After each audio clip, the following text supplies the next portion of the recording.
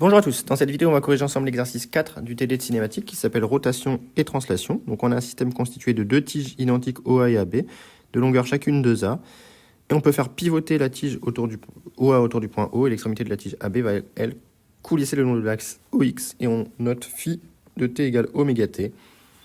Donc on nous demande dans un premier temps de déterminer l'équation cartésienne de la trajectoire du milieu M de AB, et on va s'aider pour cela de déterminer les coordonnées du point M puis en déduire l'équation de la trajectoire.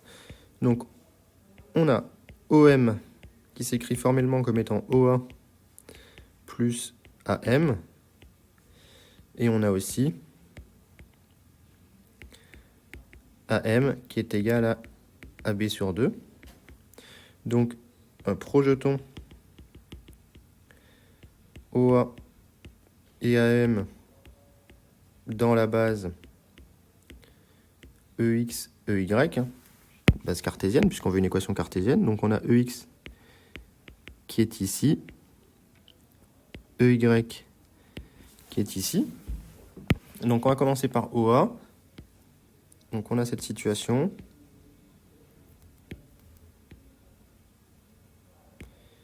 X, Y, O, A et phi. Et donc la base ici, EY, EX. Et donc pour projeter ça, je vous rappelle l'astuce. On se place en phi égale 0. En phi égale 0, on voit que OA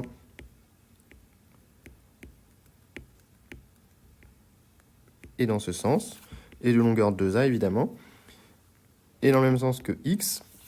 Donc ici, on a que OA est déjà égal à 2A cos phi EX, puisque si phi égale 0, on doit avoir OA qui doit être collinéaire à EX, et de la même manière, en phi égale pi sur 2, cette fois-ci, si on se place en phi égale pi sur 2, on a que OA va être collinéaire à EY, et donc on en déduit que le vecteur OA,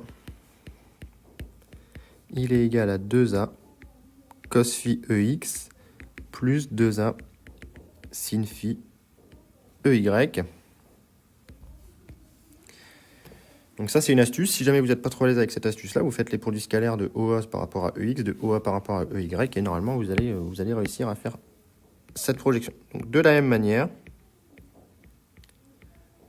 on a que le vecteur AM va être projetable selon EX, EY. Si phi égale 0, on voit bien que AM est selon EX.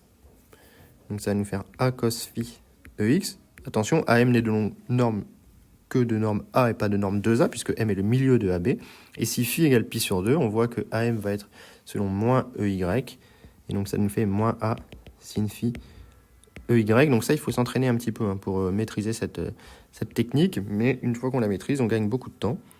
Et donc, le vecteur OM, qui est égal à OA plus AM, va tout simplement s'écrire 3A cosinus phi EX plus 2A moins A, c'est-à-dire A sinus phi EY. Donc voilà le vecteur OM.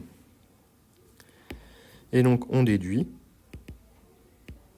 que X de t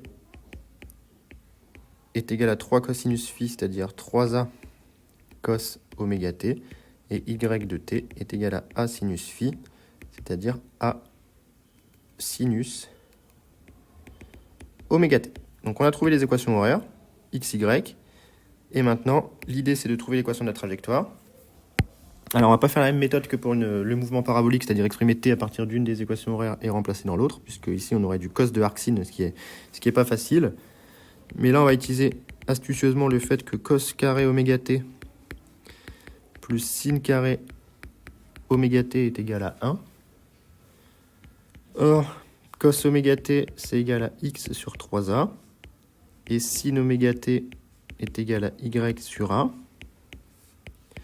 Donc on en déduit l'équation de la trajectoire qui est que x sur 3a au carré plus y sur a au carré est égal à 1. De manière équivalente, on a que x carré sur 9a carré plus y carré sur a carré est égal à 1.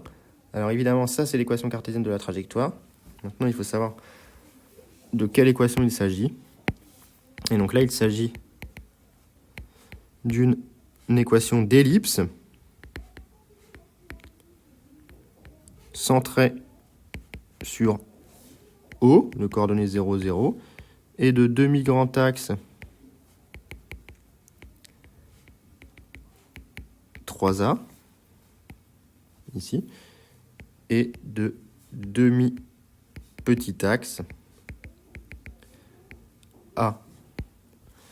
Donc si on la trace, et moi je l'ai fait pour vous proprement, donc voilà ce qu'on obtient.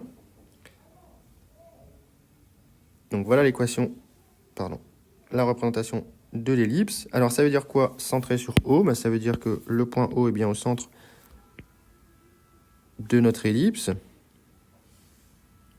Et de demi-grand axe et demi-petit axe, le demi-petit axe il est ici, il vaut A, et le demi-grand axe il est ici, il vaut 3A.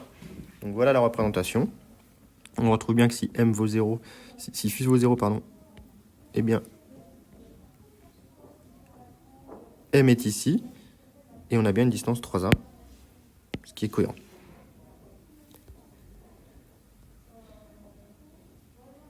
Donc dans la deuxième question, on nous demande de déterminer l'accélération de M.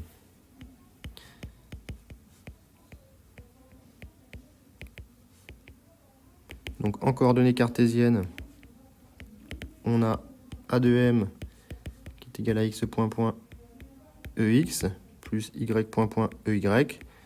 Donc on dérive deux fois x. X, on avait trouvé 3a cos oméga t. Si on dérive deux fois, on va obtenir moins 3a oméga carré cos oméga t EX. Et si on dérive deux fois y point point, on va récupérer moins a carré, moins a, pardon, oméga carré sin oméga t EY. Donc voilà ce qu'on obtient pour l'accélération du point matériel M. Donc voilà pour cet exercice. J'espère que la correction était assez claire. C'est un exercice intéressant qu'il faut